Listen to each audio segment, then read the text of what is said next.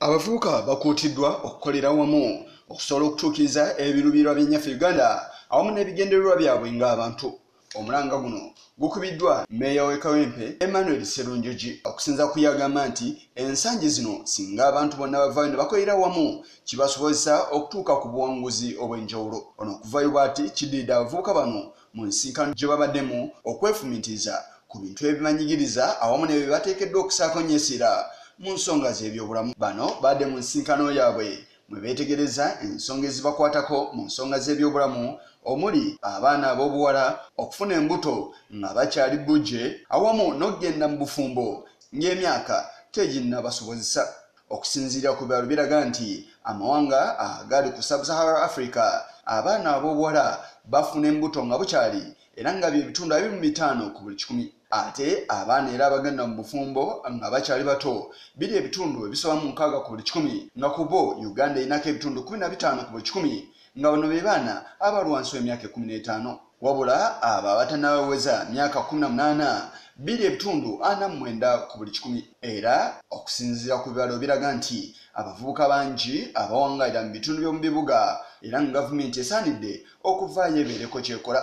Wano Emmanuel Sserunjogi waviiriddeyo n'akubiriza abavubuka okwekwatira awamu nga bayita mu kuwa endowooza zaabwe ze balowooza nti zeesobola okwanukula omulanga gwe baliko. But at that age, you can steer a program and it succeeds at the youth age. So what I want is to work for you to work as a team and you can succeed. That's why I'm saying at your age, if it means lobbying and you have a program, you can get it. You can get it because you are big in number and you are many. If it is lobbying, if it is implementing any program, at least I know you can do it. Onera avuddeyo n'abakuutira okwewala okusalawo nga bukyali. Kyagambye nti kino kikosa nnyo ebiseera byabwe by'omu maaso singa basalawo nga tebatuukiridde. Because the best is yet to come. When you are 20, you have a number of issues to handle. Those which are not of your age, don't rush. Because at 20, I saw a number of young people who rushed and they failed to make it the better ages. Which are the better ages? The 50s and the rest.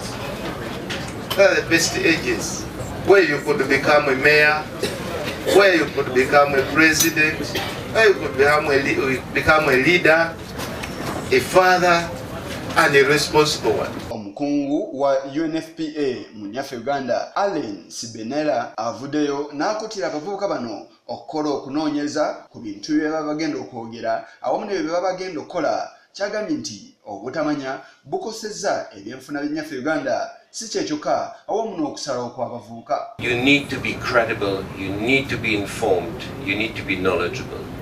Now whether you go into political leadership after that, social leadership or leadership in schools, when you stand up for a cause, please make sure that you know what you're talking about. And especially on topics that are controversial and that are difficult. Ensinkano eno y'emu ku ezo ezitunuuliddwa ez'okukumaakuma abavubuka ku nsonga ezikwatagana ku byobulamu byabwe okwewala okufuna embuto nga bakyali bato n'okugenda ku bufumbo ng'emyaka teginnawera. Ensinkano eno eyindidde ku La Grand Hotel wano mu Kampala. Yisa Kigongo ku lwa Channel 44 olweggulo.